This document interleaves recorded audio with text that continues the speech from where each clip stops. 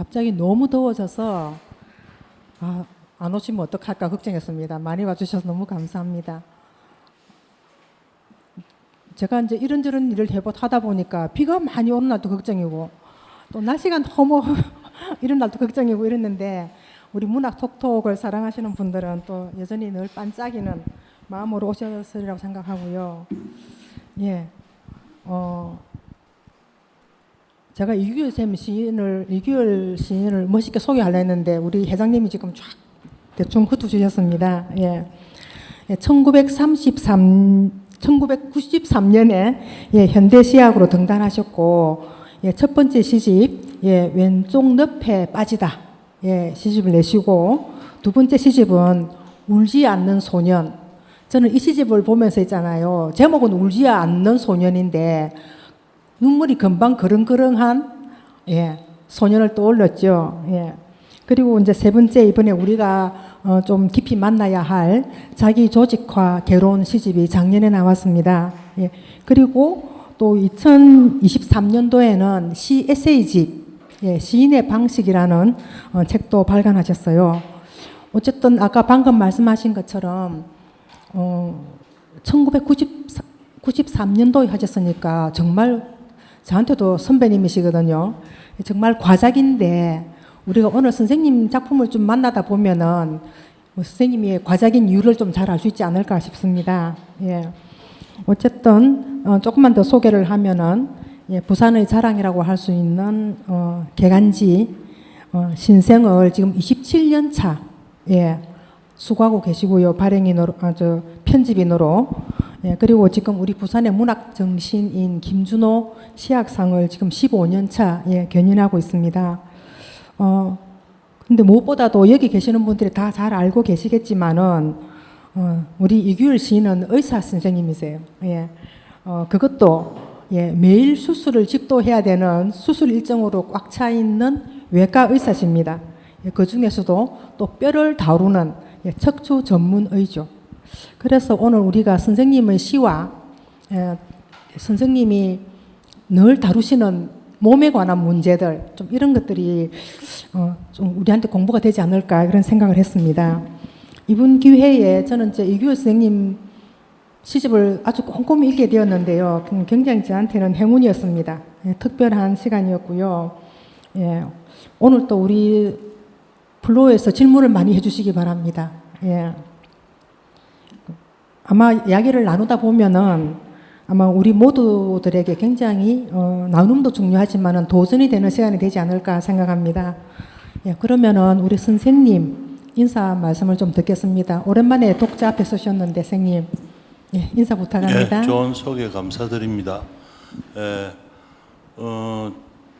93도 등단회가 13건이니까 뭐 사실은 부끄러운 겁니다. 부끄럽고 나름대로는 열심히 살면서 서다 봤는데도 두 가지 일을 한다는 변명 속에서 하나는 또 과학의 일부인 의학이고 제가 전문의 따고도 몇 년 전까지 계속 대학에서 있었습니다.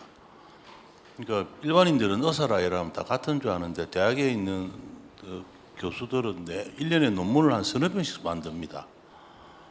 엄청나게 특히 한국 의대 교수들은 거의 그 노동량이 엄청난데 그 하면서 이제 논문을 쓰면서 느끼는 좋게 말하면 의학의 몸에 대한 본질을 공부한 거 하고 제가 고등학교 때 시 쓴 거 빼고도 이제 대학 1학년 때부터 시를 발표하기 시작했으니까 시라는 데 하고 접목을 어떻게 해야 되는가 하는 게 항상 저의 화두고 과제고 숙제고 그렇습니다. 첫 번째 시집 내고 시집 그때 발표할 때도 제가 그랬습니다. 내가 하고 있는 의학과 문학이 어떻게 만나질지 저도 자신이 없고 잘 모르겠습니다. 라고 그때 이야기를 99년도에 그때 그렇게 이야기한 기억이 나는데 그러니까 조금 설명을 해드리면은 처음에는 이제 뇌 기능에 하고 시를 자꾸 접목하려고 그게 왼쪽 늪에 빠지다라는 시비 좌뇌를 이야기합니다. 그러니까 다 알다시피 좌뇌는 합리적이고 이성적인 걸 관장하고 있고 다 대뇌의 기능입니다.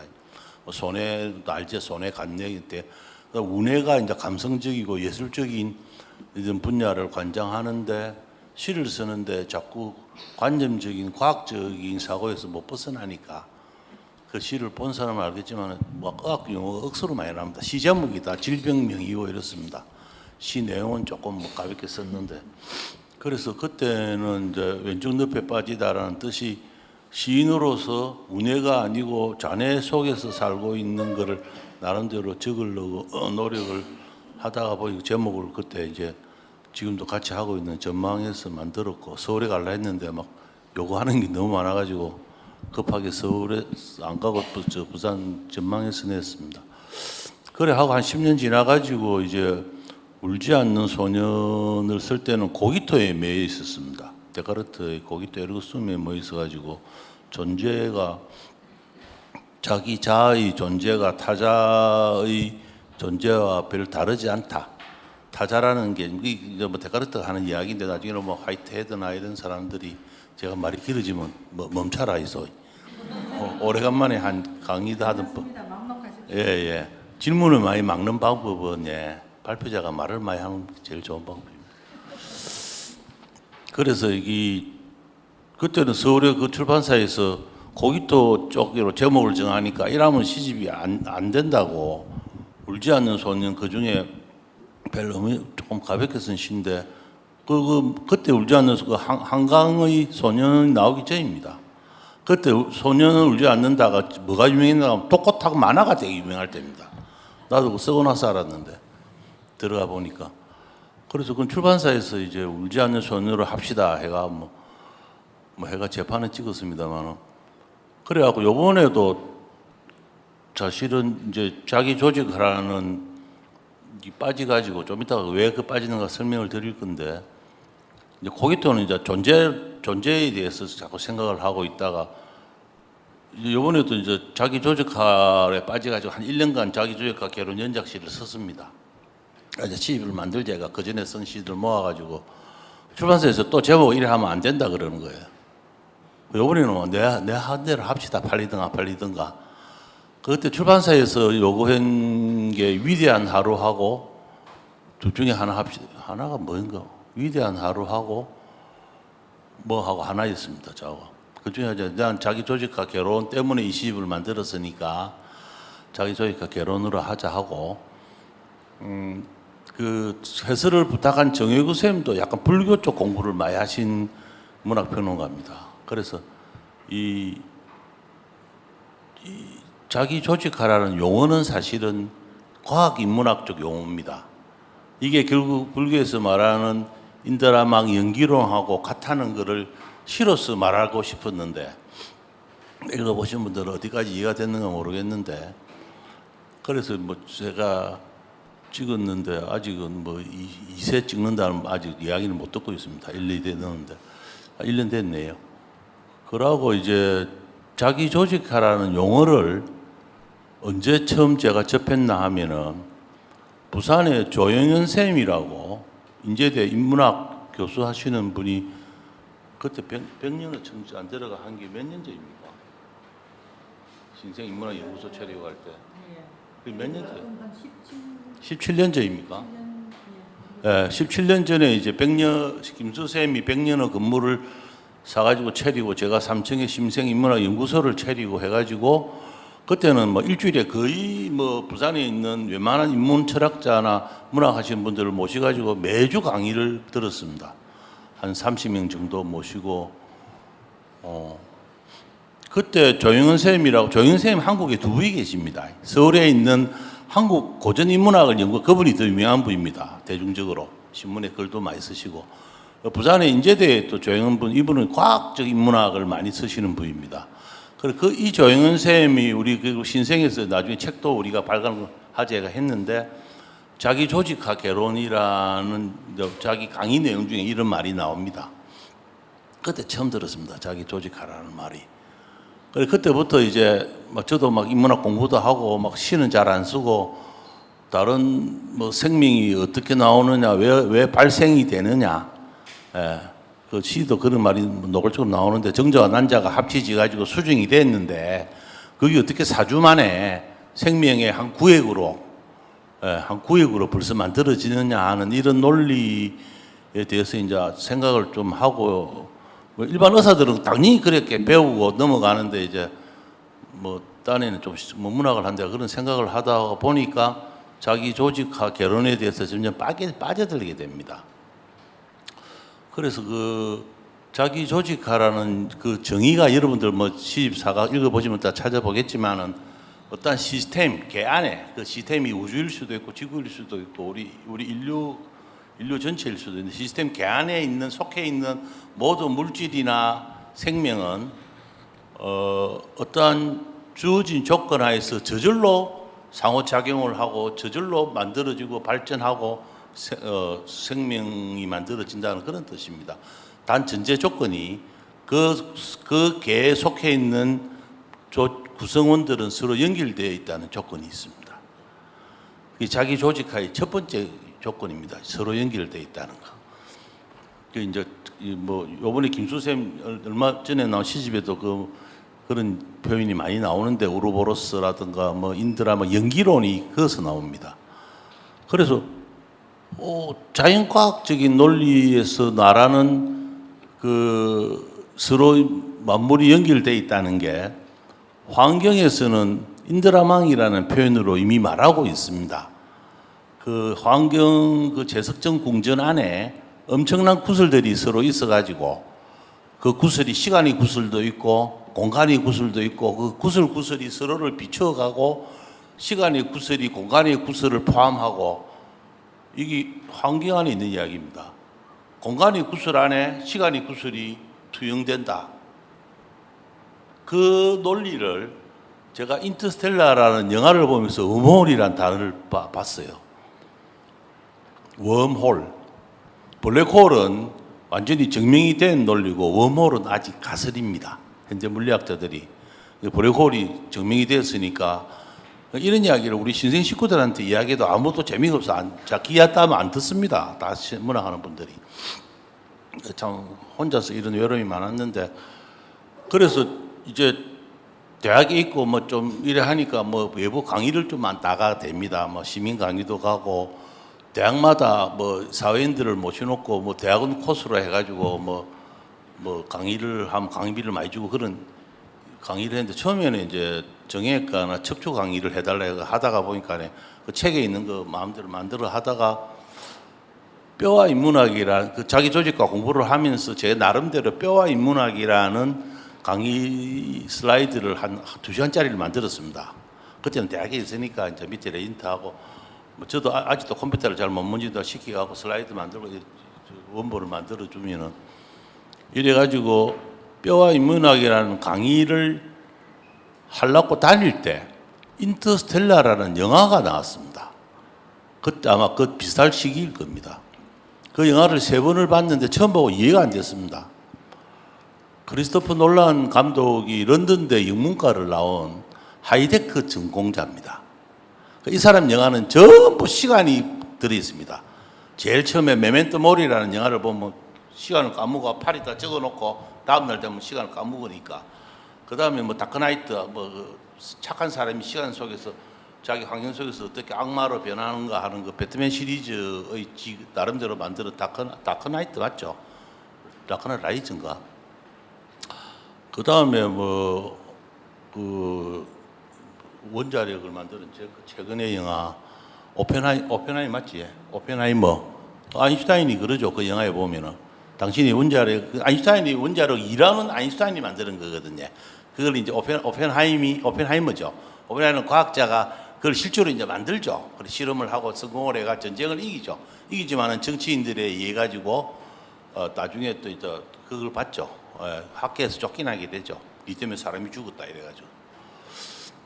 그것도 이제 아인슈타인과 시간 속에서 막 고뇌하는 게 나오는데, 그래 크리스토퍼 놀란 감독의 인터스텔라를 3번을 보면서 크리스토퍼 놀란 감독을 연구하고 인터스텔라를 나름대로 분석을 했습니다. 그래서 제가 강의를 다닐 때 뼈와 인문학이라는 강의 초반에 인터스텔라를 이어가지고 한 15분 강의를 했는데 이규일 교수의 인터스텔라 분석해가지고 여러분 이런 이야기 그 당시 들은지 모르겠는데 인터스텔라가 3가지 요소이 있으면 영화가 이해가 됩니다.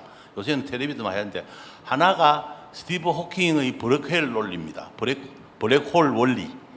스티브 호킹이 그 알죠? 루게릭으로 뭐 머리 말고 밑에는 안 움직거리고 나 얼마 전에 죽었습니다. 죽은 지 다 10년 돼 가는데 이 천재 물리학자가 블랙홀 원리를 만들고 나중에 이게 이제 입증이 돼 가지고 제자들이 물리학상을 받습니다. 블랙홀 증명이 돼 가지고 그 스티브 호킹이 한 말이 그 내 시 중에 하나 나오는데 모든 생명은 누가 만드는 게 아니고 햇빛과 물과 물질끼리 당김만 있으면 생명은 어디서나 만들어진다고 스티브 호킹이 말을 해가지고 지를 돌보던 독실한 기독교 간호인한테 두드려 맞고 이랍니다. 미친놈 이러면서. 그 스티브 호킹 자서전 영화도 있는데 그건 제가 안 봤는데 그래서 그 스티브 호킹의 블랙홀 시어리가 첫 번째 영화의 주제고 두 번째가 하이데크의 모든 존재는 시간 속에서만 가능하다는 논리. 거기서 블랙홀과 웜홀을 같이 아우릅니다.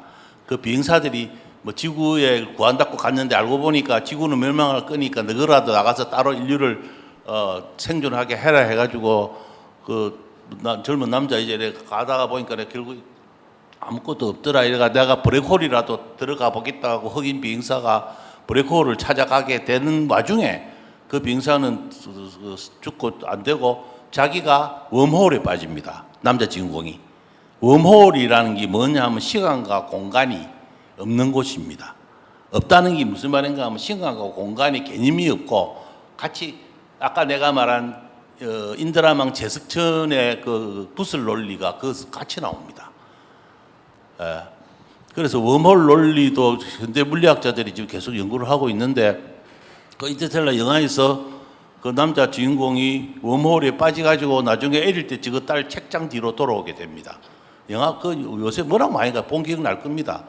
그래갖고 애릴 때 누가 똑똑똑 책을 두드리는 거를 딸이 보고 누가 하는 게 거기 먼 세월이 지나가지고 커서 보니까 저거 아버지가 비행사를 막 우주를 몇 년간 떠돌아다니다가 웜홀이라는 시간과 공간이 무시되는 거기를 통해 가지고 딸의 책장 뒤로 가게 되죠. 그 지구는 막 멸망하기 직전이고 그 세 가지 논리를 이해하면은 세 가지 한 개는 이야기 안 했습니다. 하이데크하고 스티브 호킹하고 세 번째가 니체의 자라투스트라는 이렇게 말했답니다. 니체 자라투스트 말했던 민음사에서 나온 책은 그 우리 부산이 자랑하는 유명한 동문학자 장희창 교수가 번역한 책이 민음사에서 나온 게 있는데 그 때문에 그 책을 또 샀습니다. 100년을 가니까 책이 있더라고요. 니체의 자라투스트에 나오는 시구가 그 영화에 절절히 나옵니다. 비행선이 출발할 때 뭐 노인들이 일어나라 한가하라 하고 밑에 자막으로 막 시가 나오는데 그게 무슨 시라고는 아무 해설을 안 해주고 나중에 블랙홀로 비행선이 들어갈 때도 그 니체의 시가 나옵니다. 그 니체가 자라투스트라 이렇게는 말했을 때 나오는 시를 왜 인용을 했을까? 예, 다 아시죠? 니체는 신은 없다고 주장한 150년 전에 그리 주장한 지금도 읽어봐도 참 똑똑한 놈이다. 참 똑똑한 놈이다. 어떻게 니체가 1900년도에 죽었거든요. 일찍 죽었으니까 지금부터 한 150년 전에 그 논리를 다른 책도 많은데 그래 그 세 가지 논리입니다. 인터스텔라를 이해할 수 있는 이거 영화를 100% 이해하려면 스티브 호킹의 블랙홀 논리와 하이데크의 모든 존재는 시간 속에서 가능하다는 논리와 그 다음에 니체의 자라투스트라는 이렇게 말했다. 신은 없다는 논리입니다. 그렇죠. 와,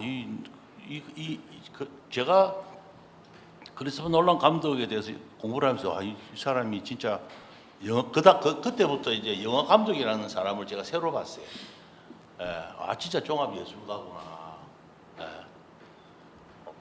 그래서 이제 자기 그 강의를 하면서 인문학 강의를 할 때는 이 시를 아직 안 쓸 때입니다. 두 번째 시집 나오고 막 이때거든요. 그래 하다가 이제 자기 조직과 결혼으로 시를 써보자고 이 시집이 작년에 나왔으니까 한 3, 4년 전에 시작해가지고 한 15편 만들고 한 1년 이래가지고 이 시집을 만들어야 된 발생의 동기를 부차하게 오랫동안 이야기했습니다. 아니요, 저 훨씬 더 재밌고요. 제가 이제 말씀을 안 맞고 한 거는 아마 지금 방금 말씀하신 뼈와 인문학 강의를 하시면서 쭉 이런 또 스티븐 호킹과 하이데거와 니체를 같이 말씀해 주셨는데 정말 그 자기 조직과 개론의 또 울지 않는 소년 이 이규 선생님 시세계가 어디에 바탕이 되어 있는지를 잘 말씀해 주신 것 같습니다. 예. 저도 사실 질문을 여러 개를 준비했고요. 우리 시와 독서에도 질문을 많이 준비했을 것 같거든요. 예. 아, 볼펜. 예. 어쨌든 선생님의 말씀을 많이 듣는 게 또 우리가 선생님의 그 문학 세계를 들어가는 그 좋은 입구가 되겠죠. 예. 그럼 제가 먼저 질문을 하나 드리고 또 제 이야기 조금 하고 그다음에 우리 시와 독서의 그 분을 모실게요. 제가 뭐 말 준비했는데 제가 말을 길게 하면 안 될 것 같다는 느낌을 가졌습니다. 그래서 다 줄이고 어쨌든 저는 선생님이 이 세 권의 시집이 전부 다 어떤 고기토를 가지고 있어요. 예. 고기토를 가지고 있고 그 어떤 굉장히 고기토적인 성언의 진술을 형식을 가지고 계속 시를 쓰셨거든요. 그런데 제가 이제 선생님은 항상 당신의 시를 철학적인 시가 가깝다 이렇게 생각하시는데 저는 이 선생님의 고기토는 굉장히 특별한 것 같습니다. 방금 말씀하신 것처럼 어떤 서구적인 회의, 서구적인 사유에 바탕한 고기토가 아닌 거죠. 예. 그래서 선생님은 철학시를 표방하고 있는데 가장 구체적인 몸을 지니고 있다는 생각을 했습니다. 예. 그래서 선생님이 이제 뭐 외과 의사시니까 계속 몸을 만지지 않습니까? 특히 아픈 사람들의 몸. 그래서 고통에 대한 이야기를 듣고 몸을 치유하고 수술하고 이런 과정에서 선생님의 코기토가 나오기 때문에 선생님의 코기토는 오히려 추상이 아니라 굉장히 추상을 극복하는 질문이 된다 이런 생각을 했습니다. 이 몸에 대한 이야기는 좀 나중에 하기로 하고요. 제가 지금 자기 조직화라는 이야기도 선생님이 다 설명해 주셔서 다 통과하고요. 예. 제가 드리고 싶은 질문은 이 시집마다 계속해서 회의와 의심이 넘칩니다. 예. 그래서 두 번째 시집에서도 그 이승을 평론가가 선생님의 고기토, 이 고기토라는 것 자체가 생각하는 것 자체, 사유하는 것 자체가 의심하는 거죠. 그리고 이번에 시집에서 정효구 평론가도 의정의 시학이라 그랬거든요. 그래서 의정이라는 말이 조금 낯설어서 찾아보니까 이 의정이라는 단어가 굉장히 큰 심연이더라고요. 예, 그래서 의정은 의심하고 다르더라고요. 예, 그 챗GPT한테 다시 물었죠. 의정에 대해서. 그러니까 의문이 온 존재를 사로잡은 상태가 의정인 거예요. 그래서 해결되지 않는 근원적인 물음들이 예, 계속 긴장 상태로 온몸을 사로잡고 있는 상태가 의정인 거예요. 그런데 이제 이 의심은 그냥 회의에 불과하지만은 의정은 굉장히 중요한 화두고 특히 간하선 그러니까 선종에서 이 화두 수행할 때 이 의정이란 단어를 씁니다. 그래서 사실은 수행 개념으로 체계화된 단어예요. 그러니까 예를 들면은 이목고 할 때 이목고 이런 것들이 이제 의정의 질문이죠. 그래서 이제 보통 뭐 선사들이 대의하면 대오한다. 그래서 크게 의심하면 크게 깨닫는다. 뭐 이런 말씀을 하셨는데 어쨌든 이때 대의는 사실 의심하는 걸 넘어서는 이 의정의 시작이라는 거예요. 그래서 지금 제가 선생님이 이게 지금 다 뭔가를 계속해서 질문하고 의심하고 있잖아요. 정언으로 답을 내리고 이러시거든요. 그래서 이런 의문들이 선생님의 언제부터 시작이 되셨는지 그러니까 청년 시절부터 선생님 문학하셨거든요. 대학 다닐 때부터 중고등학교 때도 하셨는지 모르겠습니다. 문학을 시작하면서 의문이 시작이 되었는지 아니면은 의학에 들어서면서 의문이 많아졌는지 왜 의사이면서도 문학에 대한 헌신이 많으세요. 이게 창작도 그렇지만은 선생님의 그 그늘에 지금 우리 문학이 많이 자라고 있죠. 그래서 이 선생님이 갖고 있는 이런 의문 의정의 세계는 언제부터 시작되었을까 그게 좀 궁금했습니다. 어릴 때부터인지. 그게 뭐 어릴 때부터 그래 했겠습니까? 이제 자꾸 강의를 다니다 보니까 아까 제가 뼈와 인문학인데 이 세포도 여러분 세포가 죽어서 늙어가는 게 아니고 지금 여기 계신 분들이 다 성인이고 나이가 많으신 분들이 있을 낀데 뼈를 예를 들게요. 제가 정형외과 의사니까 뼈 안에 뼈를 만드는 세포가 있고 뼈가 파괴되는 세포가 동시에 항상 기능 돌고 있습니다. 즉 뼈를 만드는 조골세포와 뼈를 죽이는 파골세포가 동시에 계속 죽고 살고 동시에 사이클을 탑니다. 근데 뼈가 만들어지는 기능보다 뼈가 죽이는 기능이 약간 기능이 많아지는 게 노하고 그게 심해지면 골다공증이 옵니다. 즉 모든 세포는 뼈를 예를 들었는데 생성과 소멸이 동시에 일어납니다.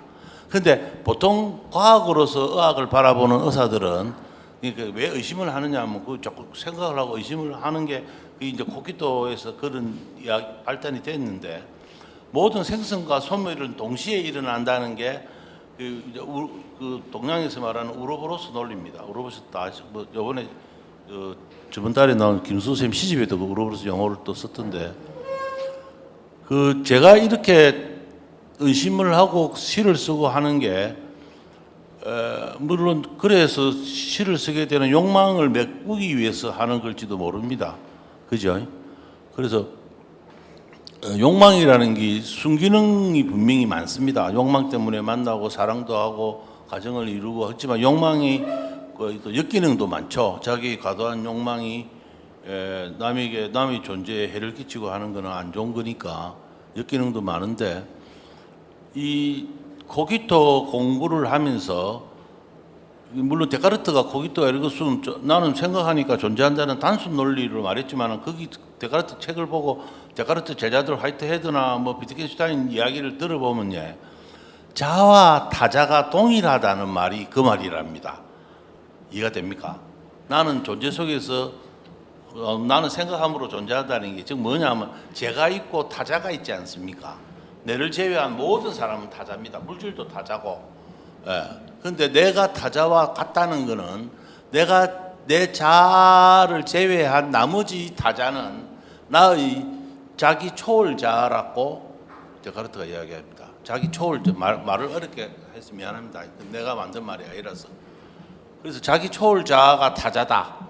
그래서 자아와 타자는 동일하다.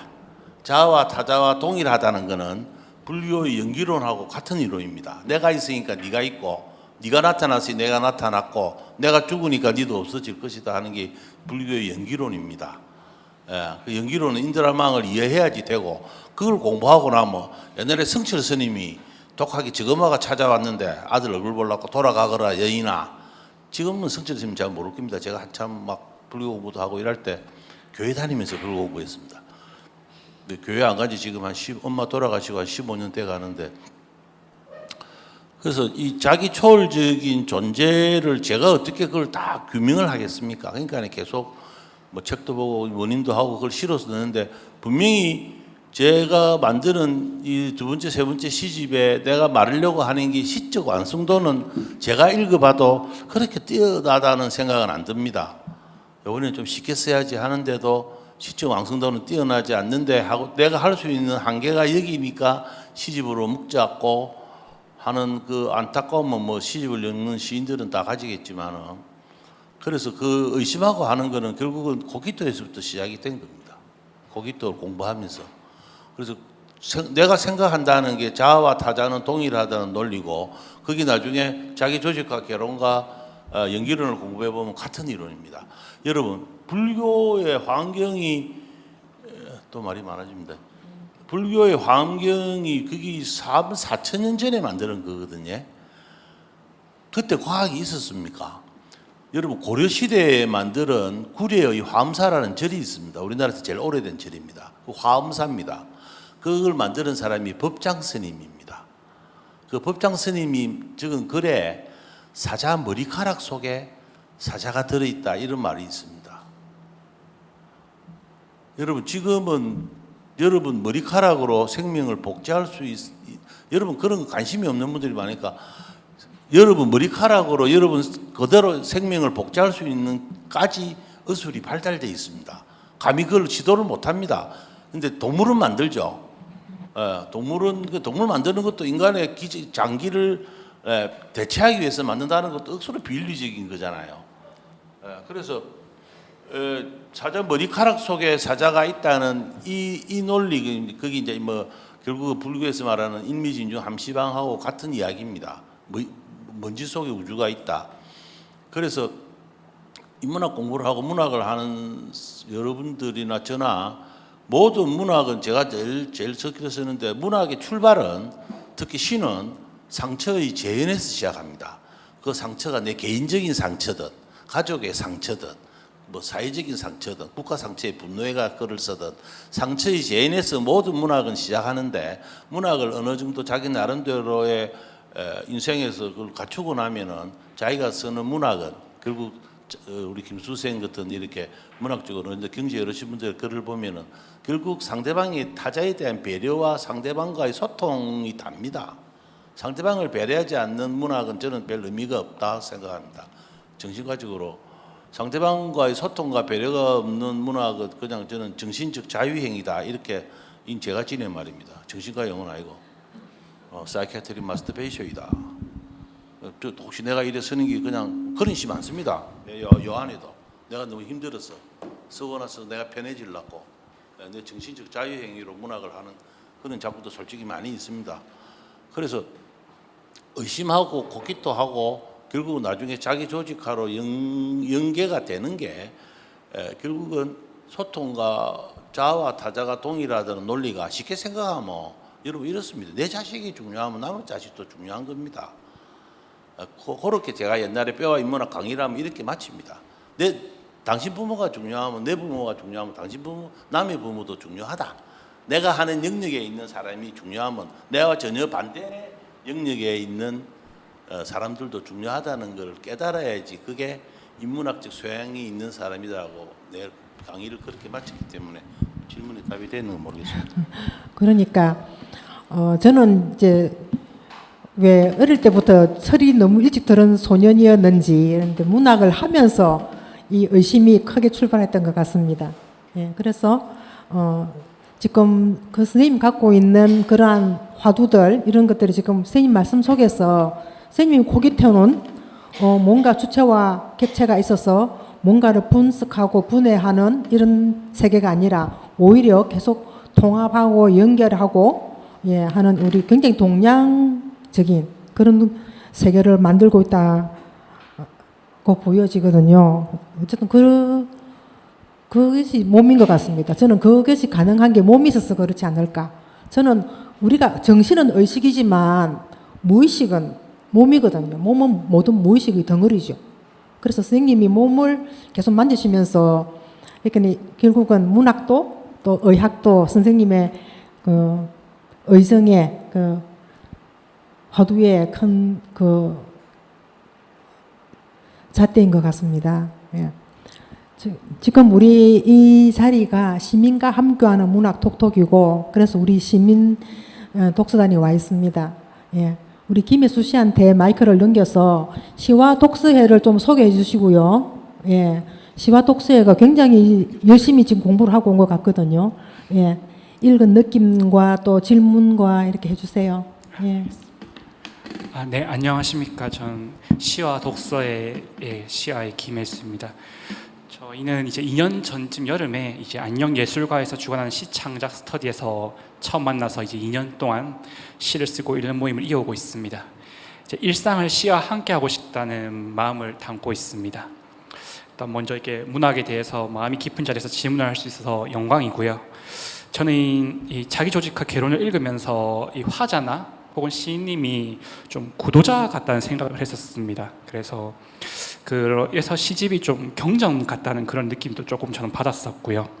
그래서 제가 접해보지 못한, 그러니까 좀 최근의 시들에 비해서 좀 형식 그런 거나 주제 의식이 조금 읽던 것과는 달라서 그런 부분이 좀 저한테 새롭게 다가왔었습니다. 제 질문은 이렇게 이제 시를 쓰는 과정이 그런 이제 진리나 혹은 지식 이제 탐구하시는 건데 그런 게 이제 조화를 이루고 정리가 되는 과정이셨는지 아니면 상충이 되고 좀 혼란스러운 과정이었는지 그걸 좀 여쭙고 싶었습니다. 그 전제가 이제 의사인데 의사로서 시를 쓰게 되는 그런 전제. 의사는 여러분 도제 제도입니다. 요새는 그게 많이 무너져서 안타까운데 의사는 위에 사람에게 뭘 배웁니다. 예. 그게 이제 수련기간이라 하고 그 옛날에는 수련기간 동안에 말을 안 들으면 수술하는데 잡으려고 이러면 저도 사실은 외과 쪽에 발로 두고 차고 그래 했습니다. 요새 그러면 좀 고발당합니다.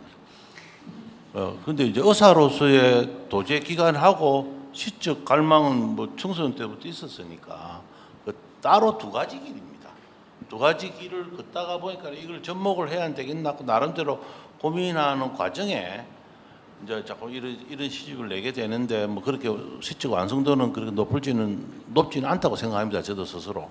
그렇지만은 내가 갖고 있는 역량 그대로 지금 보여줄 수밖에 없으니까 시집을 만들고 뭐 이런 행위를 하고 있는데 시라는 게 지금 뭐 시 공부를 하신다니까 제가 생각이 났는데 단어와 단어가 전혀 생소한 단어를 은유나 비유나 상정이라는 연결망으로 유일하게 단어를 연결망으로 연결해 줄 수 있는 게 문학 중에서 시입니다. 예, 표현이 지금 맞는가 모르겠는데 여기 뭐 시인분도 많이 오셨는데 소설보다 제가 그 시 평론집 쓰면서 해설을 그래 적었습니다. 시는 아직도 나에게 구원이다. 시적 구원이라는 개념이 없으면 그 매달리기가 힘듭니다. 어찌 보면 의사로서의 하는 거는 아버지가 그때 가래서 그때 갖고, 뭐좀 있는 그대로 다 돌아가신 아버지지만, 그때 가래서 그때 갖고 아버지 그때 고등학교 교사였거든요.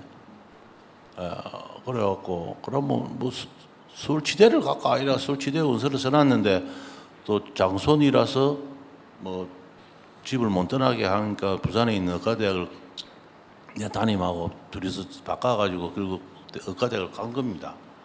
서울치대를 가려는 거는 그때 서울치대 출신 뭐 기록윤, 신영균 이런 사람들이 너무 멋져 보여가지고 맞습니다. 기록은 신영균이 우리 한천부의 세대인데 다 서울치대 출신입니다. 내 속으로 그랬어요. 이거 갖고 6년을 공부한단 말이야. 분명히 묵고 놀 시간이 많을 것이다. 상식적으로 안 그렇습니까? 이거 다 공부하고 6년을 하는데 그래서 사실은 치과 의사들이 딴 일을 하는 사람들이 많습니다. 의사들은 인문학적 그러니까 운의 기능이 많이 뛰어난 의사들도 그냥 문학을 못하죠. 의사를 해야 되니까.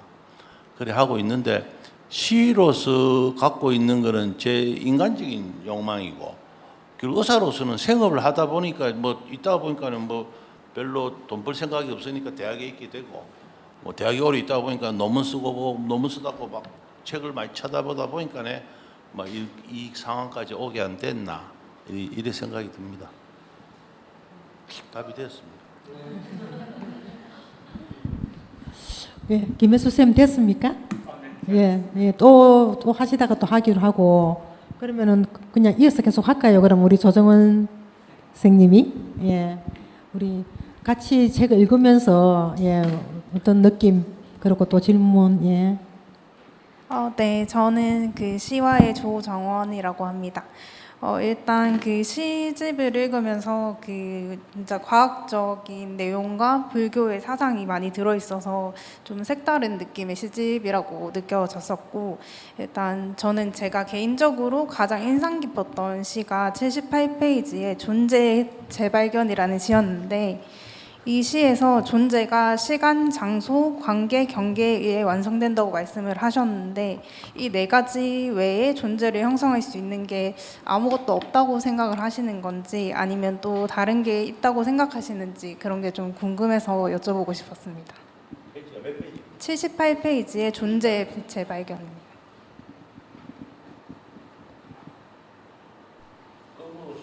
예, 맞습니다.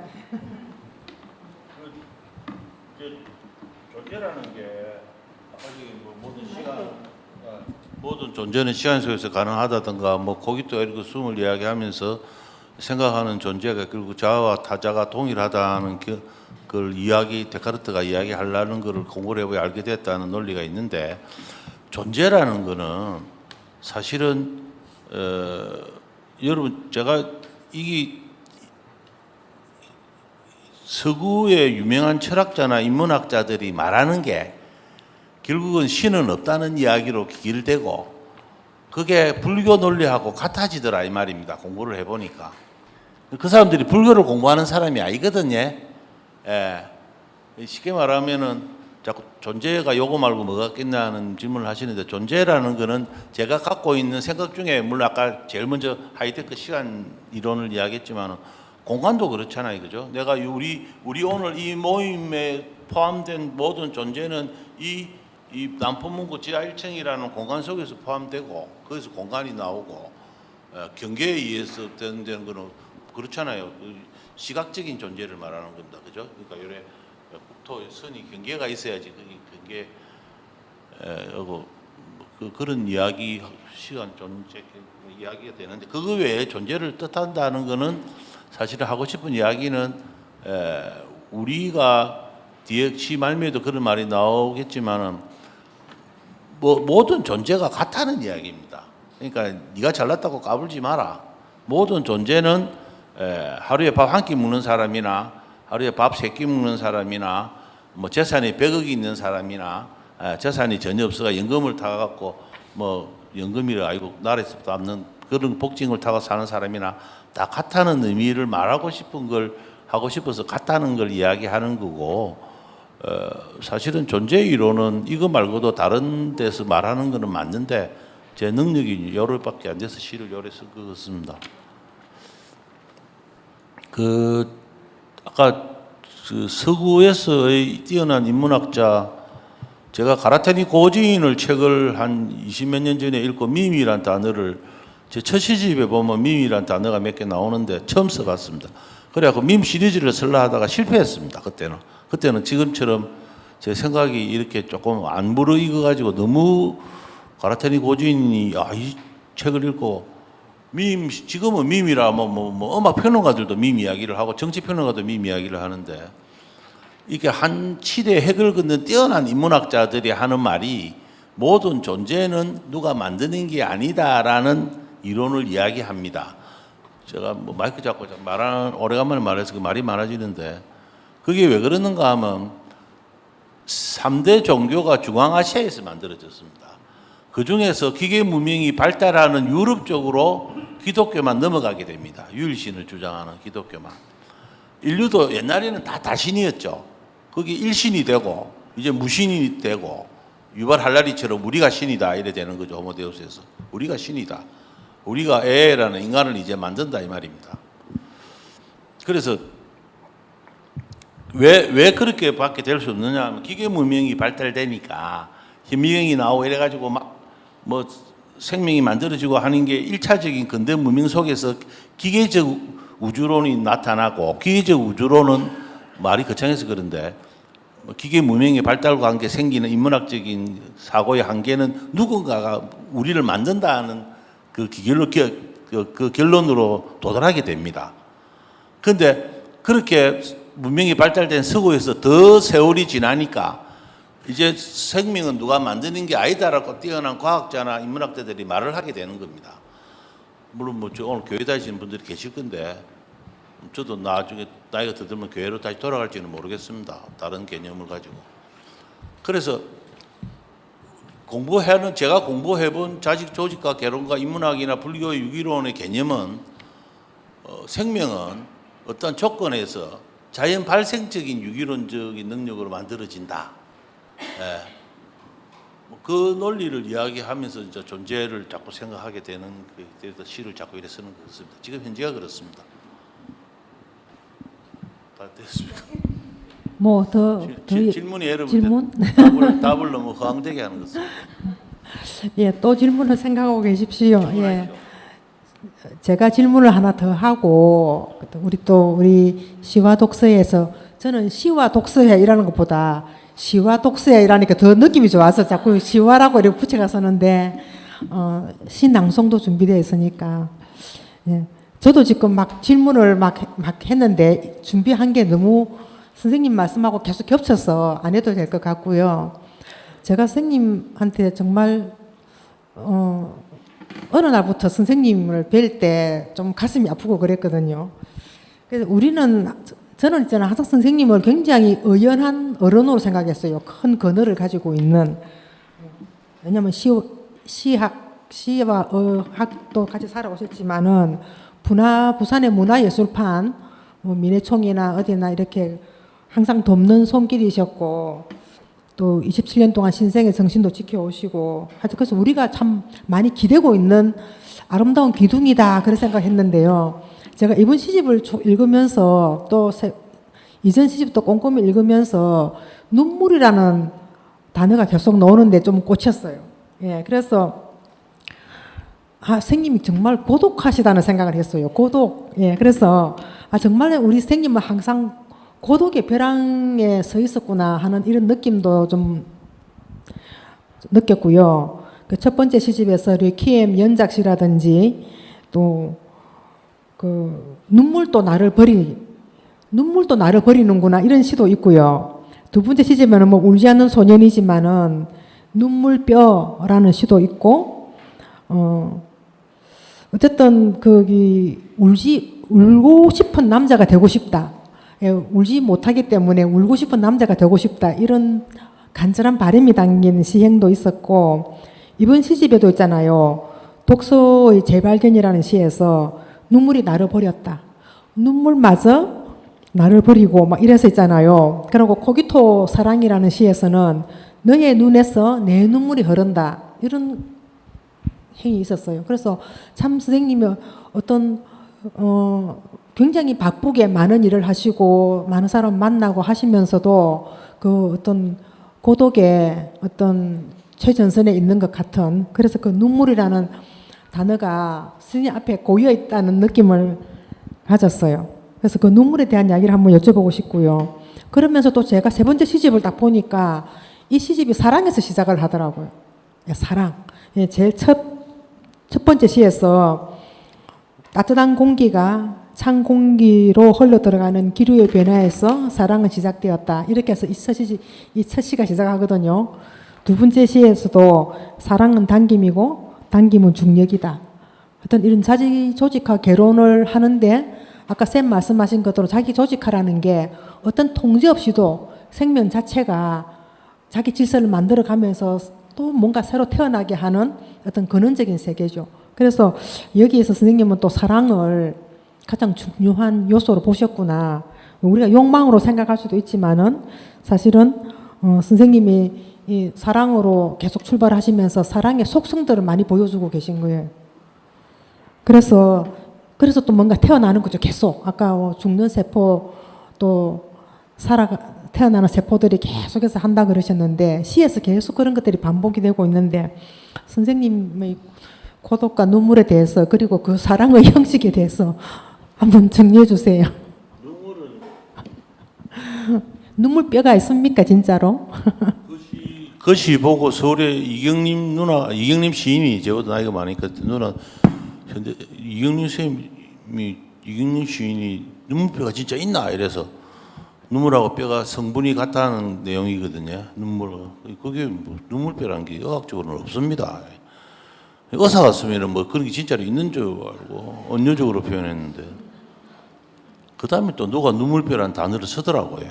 그 눈물뼈라는 단어를 쓴 게 한 20-30년 전인데 그런데 참 책을 많이 읽고 쓰면 이 시를 써도 이게 내가 만든 단어 맞는가 이런 게 혼돈이 많이 됩니다.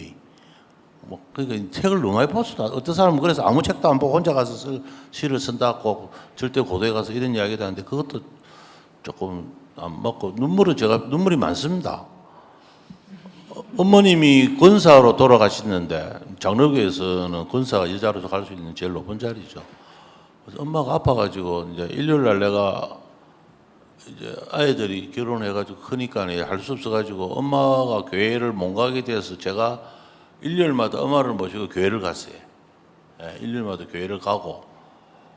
근데 교회에 가서 찬송가만 부르면 눈물이 나는 거예요. 목사 설교나 이렇게 막 머리에 뭐 많이 들은 사람은 목사 설교나 장로 뭐 기도 이런 거 들으면 별로 머리 안 와닿습니다. 금방 지가지고. 근데 찬송가만 부르면 우는 거예요. 그때 술 먹고 다니고 이럴 텐데. 그러면 이제 엄마는 속으로 이마가 교회 와서 회개하는구나 그 생각을 했겠습니까? 마음을다 찬송만 부르면 울고 목사 설교할 때도 앉아 자불고. 근데 이제 안타까운 건 어머님 돌아가시고는 교회를 잘 안 갑니다. 제가 사실은 엄마 때문에 94년도 미국에 척추 연수 가가지고 침례를 미국에서 받았습니다. 여러분 교회 코스 그 되기 어렵습니다. 1년 동안에 참 세계 생명의 삶, 뭐 제자의 삶, 무슨 삶에가 1년 동안에 코스를 못 마친다 했는데 제가 척추 연수하러 가가지고 그 성경 공부한다고 마누라는 뭐 한 6개월이라도 포기해보고 마누라는 하면 안 되지. 집사 애기만은 포기해보고 내하고 그때 서울대 피부과 교수 둘이가 저는 세례와 침례를 받은 적이 없고 이 친구는 세례까지 받았는데 그 미국에 있는 그 교회 목사한테 이제 그래가지고 침례를 받았습니다. 그래서 한국 돌아와가지고 90년대부터 다시 교회를 열심히 다니고 어머니 돌아가시고 또 교회를 안 가게 되는데 이 종교적인 이념은 어찌 보면 아까 조금 전에 뭐 왜 기독교가 기계 문명의 발달과가 유신론으로 가고 그 기계 문명의 최첨단에 있는 학자들은 신의 존재를 부정하는가 그까지 약간 이야기를 했는데 뭐 사랑을 아까 눈물은 제가 원래 눈물이 많다고 답을 하고 사랑은 스티브 호킹의 블랙홀 시리에서 모든 생명은 빛과 물과 물질끼리의 당김만 있으면 안 된다니까 물질끼리의 당김이 만유인력일 수도 있고 제가 사랑이라 생각합니다. 우리 뭐 남녀가 하는 사랑이라는 그런 구체화적인 사랑 말고 세포끼리 사랑을 한다 생각해 보십시오. 세포끼리 사랑을 해서 자기가 만들어지고 하는 겁니다. 그 사랑이죠. 제가 젊은 친구들한테 요새 뭐 농담하면 하도 뭐 꼰대 같은 이야기 한다 했는데 너가 지금 막 눈이 막 그 사람밖에 안 보이고 이게 사랑이다 싶어가지고 하재 한 3, 4년 지내봐라. 그거는 일시적인 호르몬과 유기체적인 효소의 반응에 의한 사고다. 왔습니다. 그런 거 연구하는 논문이 많습니다. 진짜 진정한 사랑은 얼마까지 가는가? 3일이다, 3개월이다. 막 그런 논문이 있습니다. 몸의 반응을 해가지고. 처음엔 사랑이지만 나중에 정 때문에 살고 사실은 책임감 때문에 사는 거예요. 내가 이 사람을 사랑한다는 내 자아를 자기가 관리하는 겁니다. 저는 그래 설명을 하는데 이해가 되는가 모르겠어요. 저는 사랑은 물질끼리 당김의 하나라고 생각합니다. 제가 선생님 고독과 눈물을 이야기하고 사랑을 이야기했어요. 아니 선생님 시에 무기질 바람, 유기질 사랑이라는 시가 있는데요. 이렇습니다. 무기질 바람이 만드는 유기질 사랑 속에서 수직과 수평이 한 울림이고 중심과 바깥의 경계가 없고 혼돈과 질서가 한순간이다. 바람이 분다. 또 누군가 태어날 것이다. 이래서 사랑이 갖고 있는 눈물이라는 게 사실은 사랑의 바탕에 있다 생각하거든요. 그래서 난 사랑이 좀 선생님이 어쨌든 굉장히 이 책에서 사랑을 많이 언급하셔요. 그래서 결국은 그 눈물, 사랑 이런 것들이 이제 타자를 발견하고 타자성 회복으로 나가는 힘이다. 이제 이렇게 했습니다. 어쨌든 저는 그렇게 잘 읽었습니다, 선생님. 예. 우리 그러면 있잖아요. 시간이 막 지나가네요. 시 낭송을 듣는 시간을 하겠습니다. 시와 독서에서 두 분이 준비하고 있습니다. 우리 김지연 씨와 김보현 씨인데 김보현 씨가 먼저 나와서 인연이라는 시를 낭독해 주실 건데 같이 시집을 많이 읽고 공부를 했을 거니까 그 시집을 읽은 소감도 말씀해 주시고 또 시도 좀 낭독해 주시고 그리고 이지연 씨도 계속 이어서 해 주시겠습니다.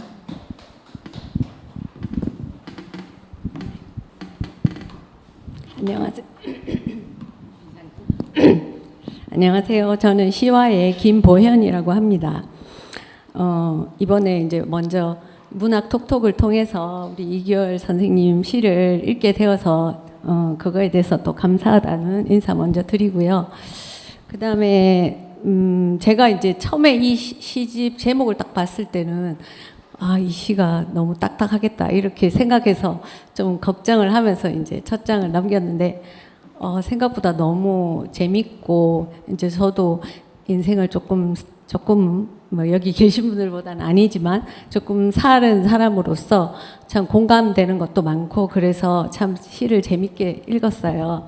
읽으면서 우리 선생님이 인간은 어떤 존재인가라는 질문과 또 존재와 관계에 대한 그런 사유를 굉장히 많이 하신 그 결과물이 이 시집이 아닌가 그런 생각을 했습니다.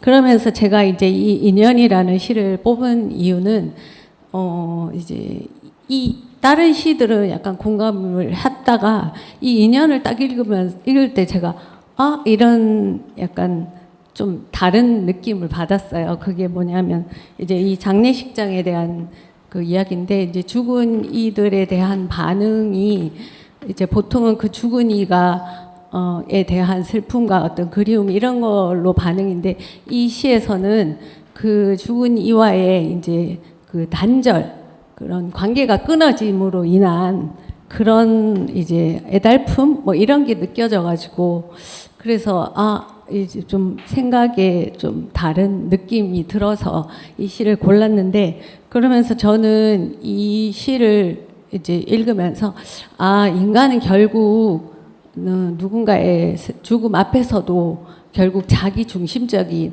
자기가 어떤 관계했던 사람들의 단절로 이어지는 이제 느껴지는 그런 자기 중심적인 그런 것들이 항상 인간한테 있구나 그런 생각을 하면서 이제 시인님이 인간은 어떤 이제 하나 질문하고 싶은 거는 이제 왜 성악설, 성선설 이런 거 있잖아요.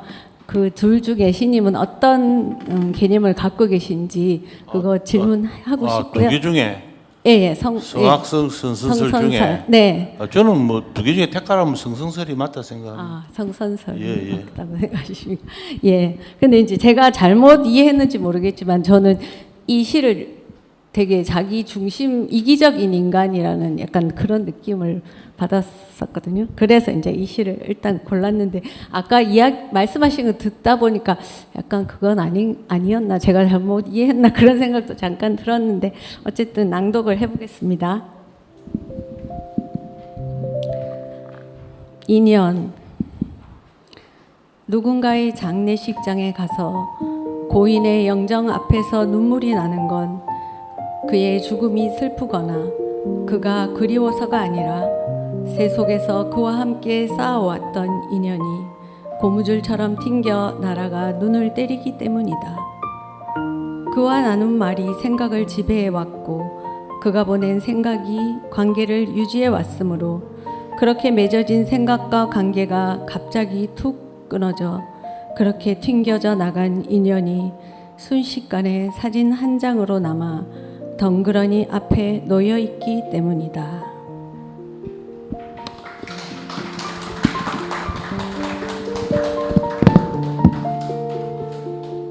이 시는 그때 김윤호 우리 회장님이 그때 할 때 작가회의에서 무슨 행사한다고 시달라 해가지고 갑자기 쓰게 된 시였는데 시는 내가 이런 어들을 써도 시가 갖고 있는 아까 내가 표현이 맞는가 모르겠는데 시가 갖고 있는 비유와 상징과 은유가 저는 이런 은유와 상징으로 시도해도 읽는 사람이 다르게 해석할 수도 충분히 있습니다. 그 시가 갖고 있는 그 포용성과 공간성이라 생각하는데 그렇게 이해해 주시면 감사하겠습니다. 그러니까 아버지 돌아가실 때는 눈물이 안 나더라고요. 근데 주위에 아는 사람들이 돌아가시면 가서 눈물이 나는데 이 사진 앞에 가면 눈물이 픽 나는 거예요. 어떤 사람들은 막 들어올 때부터 울면서 들어오는 사람들도 있던데 여자분들 아이고 저는 사진을 딱 보면 눈물이 나서 거기 모티브가 되어서 이 시를 썼지 싶습니다. 예.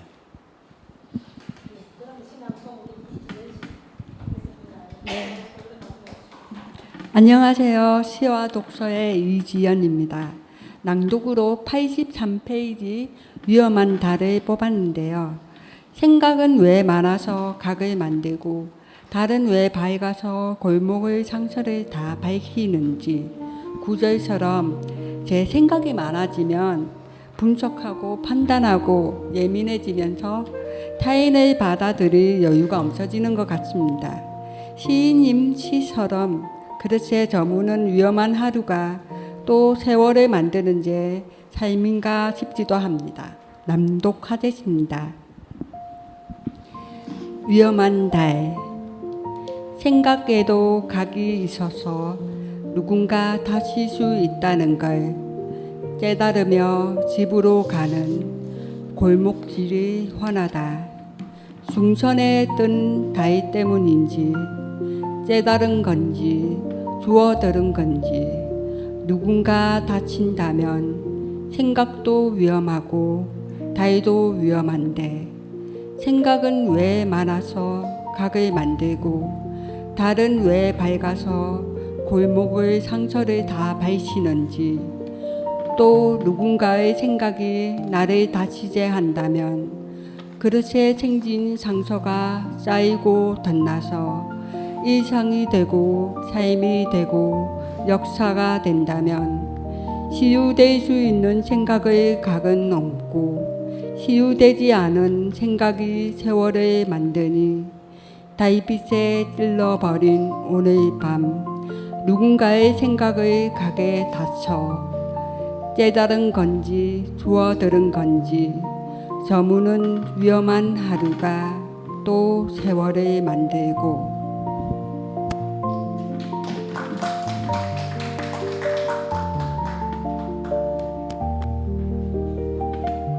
시에 대해서 여러분들 생각을 많이 하면서 살게 되면 내 생각 자체가 남에게 생각을 물론 뭐 말로나 표현을 했겠죠, 그죠? 글로서 내가 갖고 있는 어떠한 상황에 대한 생각 자체가 남에게 상처를 주는구나 이런 경우도 있습니다. 내라는 존재 자체가 저 사람에게 상처구나. 나이가 많이 드신 분들은 그거 이해할 겁니다. 그런 상황을 그날 무슨 일이 있어서 또 적은 겁니다, 새벽. 그렇게 이해해 주시면 감사하겠습니다. 예, 우리 저기 김보연 씨, 이지연 씨 고맙습니다. 예, 저는 지금 우리 옛날에 문학 톡톡 할 때는 사실은 막 공연도 있고 막 이랬는데 제가 우리가 시민과 함께하는 저게 붙은 게 너무 중요하고 우리 시민들이 우리 부산 시인들의 작품을 부산 작가들의 작품을 읽는 시간을 만들어야 된다. 그래서 아마 오늘 시와 독서회는 이규열 선생님의 가장 애틋한 독자가 될 것 같습니다. 그래서 우리가 거기 책을 읽는 사람들은 많아도 우리 부산 작가들의 책을 좀 읽어줘야 되거든요. 작가들의 사유와 작가들의 세계를 좀 이해해줬으면 좋겠다. 그래서 오늘 시와 독서회 분들이 공부하고 또 토론하고 이래서 이렇게 나와주셔서 너무 고맙고 좋습니다. 예. 아직 남았죠. 저도 할 거 많이 남았어요, 요새. 아니요, 더 플로우 질문도 받아야 되고요. 두 분도 더 질문하고 있지 않을까? 예. 저는 어쨌든 우리 시인들이 가장 행복하는 순간은 좋은 시를 만날 때, 또 좋은 시집을 읽을 때, 막 이런 순간이 가장 행복하죠. 저는 있잖아요. 저는 제가 최근에 거기 아도르노라는 사람이 그런 말했죠. 아우슈비츠 이후에 서정시를 서는 것은 야만이다. 이런 말을 했습니다. 그래서 이 말은 어떤 시대의 폭력 앞에서 시는 뭔가 아름다움을 창조하고 하는 그런 미학적인 것이 아니라 시는 말할 수 없는 것을 말해야 한다라는 거죠.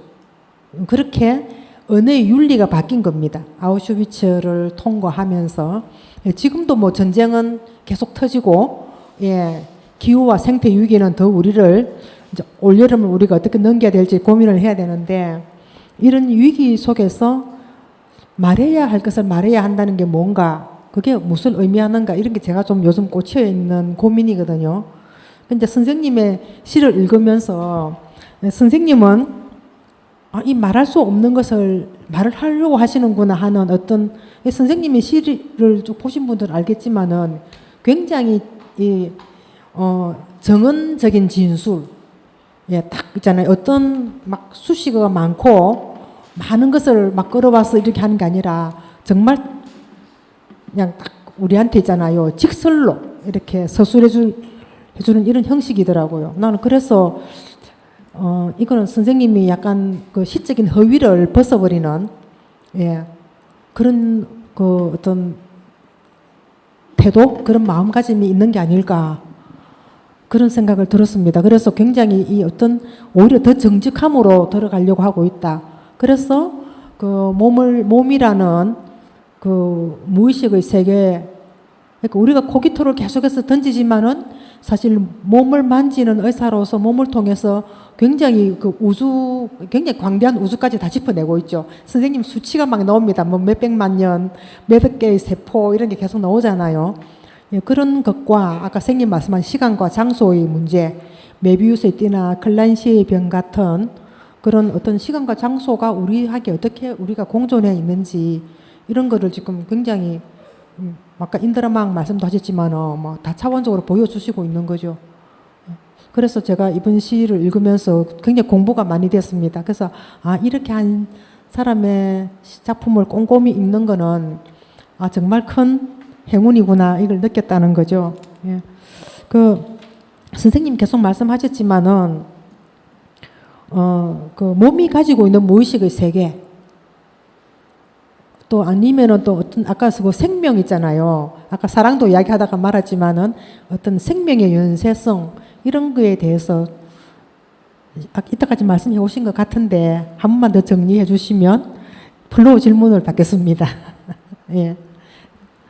우리 김수 쌤 오늘 제가 사회적으로 부탁을 드린 거는 최근에 한 20년간 가까이 이제 물론 부산에 오시고 뭐 다 아시겠지만 백년을 선화하면서 제일 주위에서 가까이 본 시인이라는 뭐 그런 친밀감 때문에 부탁을 드리고 오늘 몸의 화두에서 아마 자꾸 저를 유도하는 거는 제가 아마 의사이기 때문에 그렇지 않겠나 이렇게 생각해 보는데 몸 속에 있는 모든 세포가 생성과 소멸이 동시에 일어나고 아까 했 이야기입니다. 모든 물질이 서로 같은 시스템 속에서 그 자기 조직화의 기본 이론입니다. 창발이라는 뜻하고 혼돈해가 좀 쓰는데 창발은 그보다는 약간 불교 쪽 용어입니다. 창발은 자기 조직화는 약간 서구 인문학 쪽 용어고에 그래서 뭐 예를 들어서 뭐 생성과 소멸이 동시에 일어난다는 것은 모든 상황에서 우리가 알 수 있는 이야기고 아까 우로보로스 이야기를 했지만은 스스로 자기가 자기의 생명을 존재하기 위해서 자기를 소멸시키는 논리는 의학적으로 얼마든지 규명이 가능합니다. 세포가 또 몸 이야기를 하면 의학적 이야기를 해야 되는데 3주 만에 만난 정자와 난자가 수정이 되어서 4주 만에 구획으로 들어가서 장기인 모태인 중배업으로 들어갑니다. 그게 어떻게 그렇게 되는지 의학에서 모릅니다. 의학적으로는 아주 규명이 안 됩니다.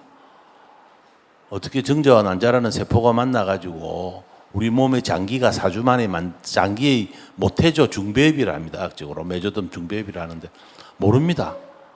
그게 관여하는 게 CPH4가 있을 것이다. 이렇게 가설입니다. 근데 또 이야기가 헛나가는데 CPH4라는 단어를 공부를 하고 딱 봤는데 릭 배송이라는 감독이 만든 루시라는 영화가 있습니다.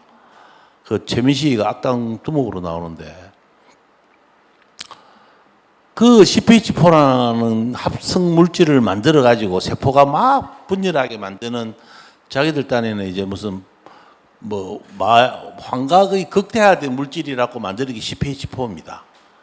그 CPH4가 우리가 아까 내가 말한 난자와 정자가 만나가지고 막 세포 분열을 일으켜서 장기가 되는 중배합이 되는 그 중에 관여하는 것을 CPH4라 합니다. 그런 물질이 있다. 근데 그게 뭐 현미경적으로 분자생물적으로 안 밝혀져 있습니다. 그렇지만 인간 유전자 지도는 이미 만들어졌습니다. 몸을 이야기하니까 제가 말이 길어지는데 인간 유전자 지도가 만델브루트 우주론이라 해가지고 한 150년 전에 시작할 때 9개의 유전자 기호로서 시작합니다. 여러분 재밌는 말씀을 제가 자주 이야기하는데 이 이야기하니까 이 말을 이해가 되지. 우리 컴퓨터가 0하고 1이라는 0은 무한대고 1은 유한이잖아요. 0하고 1이라는 두 숫자의 조합에서 컴퓨터가 시작합니다. 그래갖고 지금 AI까지 와 있습니다. 인간 유전자 기호도 0하고 1에서 시작합니다. 만델브루드 만델브루드가 아니죠. 그 이름을 모르겠다. 만델브루드는 우주론이고 아까 환경이 말한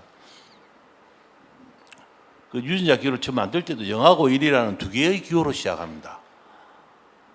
그걸 깨닫고 나면은 왜 유발 할라리가 우리가 AI로서 인간을 만들었으니 인간은 우리가 신이다고 말하는 게 이해가 되고 다른 사람들이 볼 때는 유발 할라리가 미친놈이죠. 우리가 신이다 하니까. 그렇지만 이미 그런 과학적인 아무 근거가 없는 이 문학적 천재인 니체가 150년 전에 신은 죽었다. 신은 없다. 말을 하지 않습니까? 그래서 아까 인터스텔라에서 그 니체의 시구가 계속 그 워머홀에 빠져나갈 때 그 자막이 계속 나오는 게 다 니체의 시구입니다. 자라투르스 이렇게 말했잖아 나오는. 그런 거 같이 어떠한 몸에서 나타나는 문제가 결국은 나중에 알고 보면은 인문학적인 생성과 소멸이 같고 내하고 니하고 같다. 자아와 타자가 동일하던 논리도 몸에서도 다 같이 만들어지고 있다는 것을 말하고 싶어서 이 시를 쓰기 시작했는데 아직은 다시 읽어보면 역부족인 게 많습니다. 제가 조영쌤 옛날 기록을 TV 보면서 봤는데 제일 쉽게 컴퓨터가 인드라망을 이론을 증명해 주는 게 케빈 베이컨 넘버 3 이론은 들어봤을 겁니다. 베이컨 넘버 3 이론이 뭐냐면요. 케빈 베이컨이라는 헐리우드 배우가 있습니다. 이 케빈 베이컨이 뭐 젊은이의 양지 어퓨 굿몬에서 톰 크루즈와 함께 장교로 나와가지고 서로 대립해가지고 그 쿠바에 있는 병사 죽음을 막으려고 하는 그 유명한 늙은 배우 장군을 이제 잡아 있는 그 영화 어퓨 굿몬에서 나오는 그 배우 이름이 케빈 베이컨이에요. 젊은이의 양지에 나오고 허버드 대학의 유명한 컴퓨터 하는 학생이 이 케빈 베이컨을 너무 좋아해가지고 헐리우드에 나오는 배우 중에 케빈 베이컨과 한 번이라도 같이 나온 사람을 컴퓨터에 입력하기 시작했어요. 그러면 그때 케빈 베이컨이 물론 내보다 지금 나이가 좀 많은 배우입니다. 그러니까 이 논리가 나온 것도 한 30년 전인데 이 이야기 들었을 겁니다. 그래갖고 헐리우드 영화에 한 번이라도 출연한 배우가 몇 천만 명이 넘는 거예요. 몇 천만인데 그거를 케빈 베이컨하고 같이 공연을 하면 케빈 베이컨 넘버 1, 라인 1. 그 다음에 케빈 베이컨과 톰 크루즈가 공연했는데 톰 크루즈하고 연결됐으면 헐리우드 케빈 베이컨 넘버 2. 천만 명이 넘는 헐리우드 영화에 출연했던 배우들이 넘버 3를 벗어나지 않는다 이 말입니다. 그 논리대로 하면 대한민국 인구가 넘버 3를 안 벗어나고 전 세계 인구가 줄을 끄면은 내 아는 이런 넘버 4를 안 벗어난다는 게 인드라망의 이론을 컴퓨터로 밝혀지고 있습니다. 이 이야기는 농담처럼 많이 하기 때문에 우리는 줄 3개만 끄면 다 만난다 하는 이야기. 이게 케이븐 넘버 3 이론입니다. 이 농담이 아니고 실제로 하버드 대학생이 규명을 했습니다. 컴퓨터에 나오고 나서. 그래서 그 컴퓨터의 이론과 인간 유전자의 이론이 같이 시작한다는 거와 인드라망이 여러 가지 인간 AI 그러니까 자기 조직화 공부를 하면 무서운 게 그럼 우리가 만드는 AI 로봇가 결국 나중에는 스스로 자기 조직화를 통해서 감성을 가지고 자기를 통제할 수 있는 능력을 가지게 되는 걸 인정해야 됩니다. 그걸 유발 할라리는 지금 인정하고 있습니다. 그런데 영화에는 벌써 그런 게 나오죠. 로봇가 나중에 인간에게 방귀를 들고 뭐 그런 게 나오듯이 몸이라는 게 여러분들이 알고 있는 어떠한 문학의 입간에서 하는 몸하고 또 몸을 연구하는 사람 입장에서 몸하고는 조금 개념이 다릅니다. 김수 쌤이 자꾸 몸을 유도하는 게 제가 의사이기 때문에 안 그렇겠나 제가 이해를 하는데 그런 식으로 이해를 해주시면 좋겠습니다. 예. 아니요, 저는 저 스스로는 몸이 무한대라고 믿고 있기 때문에 선생님의 시가 철학시보다는 몸시에 가깝다라는 말을 하고 싶었던 겁니다. 예, 예. 예, 저기 우리 시와 독서에 저한테는 아까 50분에 마치라 그랬는데 그래도 시와 독서에 그냥 섭섭하니까 두 분 중에서 한 분 뭐 선생님 말씀 들은 것도 괜찮고 또 준비해 오신 것도 괜찮고 문학에 관한 것도 괜찮고 질문하십시오. 하나 한 분만. 예. 네, 그러면 저는 이제 이 시집이 세 번째 시집이라고 이제 들었는데 이 시집을 쓰기까지 이제 성장과 발전 그리고 성찰의 과정을 거쳐온 듯한 느낌을 받았거든요. 근데 이제 또 특히 철학과 종교를 통해서 깨달은 생각들을 이 시집에 좀 다 쏟아낸 느낌이 들어서 저는 이제 이 시집 이후에 다음 시집은 어떤 시집이 나올지 좀 궁금해서 그걸 좀 여쭤보고 싶습니다.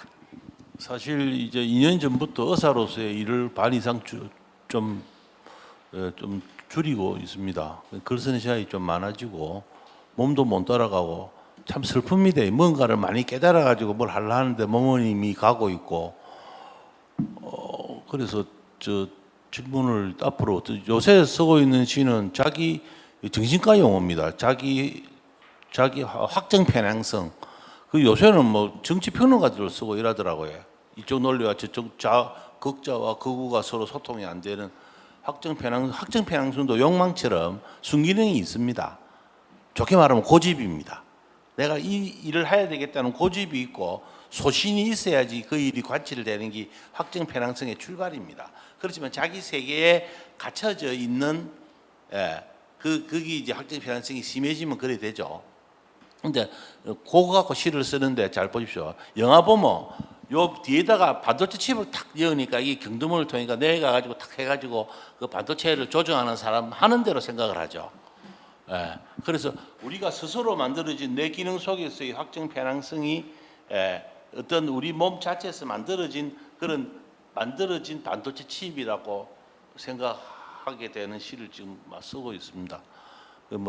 앞으로 시집을 어떻게 쓰기로 하는 거는 제가 사실은 뭐 30년 등등 30년 시집 세 권 내는 거는 좀 부끄러운 이야기입니다. 그렇지만 이제 뭐 딴짓도 많이 하고 뭐 먹고 살려고 노력도 많이 하고 하다 보니 이래 오기 때문에 그건 변명인데 앞으로는 이제 더 짧은 시간 내에 최근에 내고 시집을 그때보다는 조금 더 자주 쓰고 있으니까 하는데 지금 자기 조직화처럼 꼽혀 있는 거는 외부적인 반도체 칩에 의해서 내 기능이 조정당하는 거와 스스로 만들어진 우리의 자기 확정 편향성이 어떻게 관계를 가지는가 하는 이야기를 조금 쓰고 있습니다.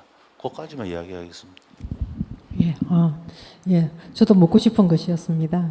그럼 우리 플로에서 한 두 분 정도만 질문을 좀 받아보면 어떨까요? 예, 어떤 것이라도 좋습니다. 질문 안 해도 됩니다.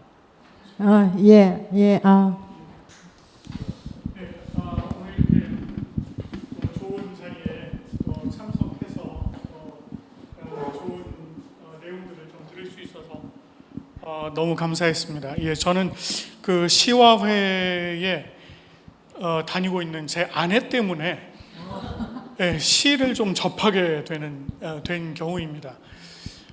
제가 자기조직화 개론이라고 하는 이 시집이 저희 집에 어느 날부터 이렇게 굴러다니고 있길래 도대체 무슨 내용일까 싶어서 첫 표지를 딱 읽는 순간에 굉장한 그 임팩트가 저한테 이제 좀 있었습니다. 당신은 누구십니까? 라고 시작되는 그 얘기를 통해서 결국은 당신은 나이면서 동시에 당신입니다 라고 하는 이 표현으로 끝나는 것이 저에게 굉장히 크게 좀 감동이 되었습니다. 그래서 제가 이 자기조직화 개론이라고 하는 시를 1번부터 15번까지를 쭉 다 이제 쭉 읽게 되었거든요. 읽으면서 제가 거기서 느낀 것은 이 시를 통해서 이 시인은 결국 자기 존재에 대해서 또 생각을 하고 또 그것에 대해서 끊임없는 질문을 던지고 또 그것을 통해서 그 생성과 소멸에 대한 이제 시에 나와 있었던 내용이거든요. 그런 것들에 대해서 굉장히 추구하고 있고 결국은 이것이 나와 다른 누군가와 연합되어지는 그런 것들을 더 추구하고 있구나. 그것이 하나의 단순한, 조금 아까 이제 시인께서는 그걸 욕망이라고 표현을 하셨는데, 저는 그것이 그냥 단순한 현재적인 욕망이 아니라 결국은 미래를 바라보고 있는 갈망이라는 생각이 들었거든요. 그래서 결국은 자기 조직학개론의 처음 자기가 존재가 되어지는 시작부터 그것이 점점 성장되어지고 결국은 완성되어지는 것이 15번이 아니었나, 그런 생각을 했습니다. 그래서 저는 이 갈망이 사실 이 15번으로 끝난 것처럼 보여지지만 또 다른 갈망이 이어지고 있는 것이 아닌가라는 생각을 해봤습니다. 그래서 제가 질문을 드리고 싶은 것은, 우리 시인께서는 결국은 이 갈망의 그 최종점이 어디가 되기를 원하고 계시는지, 그걸 통해서 결국 자신의 어떤 모습들을 더 보여주시고자 하는지, 이것이 굉장히 궁금했습니다. 예. 네, 고맙습니다. 그 책을 잘 읽어줘서 고맙고, 예. 뭐 앞으로 어떤 시인이 되겠다 하는 거는 이제 이래 되면 내가 왜 힘들게 시를 쓰고 하는 옛날부터 이야기를 쭉 해야 되는데 그럼 시간이 너무 많이 걸리고, 예. 의사와 시인의 삶이라는 게 박쥐 같은 삶입니다. 제일 쉽게 표현을 해드릴게요. 의사의 90%는 보수입니다. 극우입니다. 예술을 하는 사람은, 특히 문학은 일상을 비유와 은유를 통해서 문학을 하는 사람은 진보의 사고가 갖고 있는 게 당연한 겁니다. 그죠? 그럼 의사들한테 가가지고 이야기하면 얘는 좀 빨개 익었다 이런 소리를 합니다. 문학하는 사람들은 형은 의사니까 분명히 보수일 거야. 실제로 우리 신생시골도 저한테 그 이야기를 합니다. 속으로 가만히 있습니다. 저희 화두는 의사로서의 삶을 이제 줄이가고 시인으로서 조금 더 좋은 시를 쓰는 시인이 되고 싶은 게 앞으로의 제 소망입니다. 네. 참 절실합니다. 절실하게 다가옵니다. 예. 어디 한 분 더 없을까요? 질문?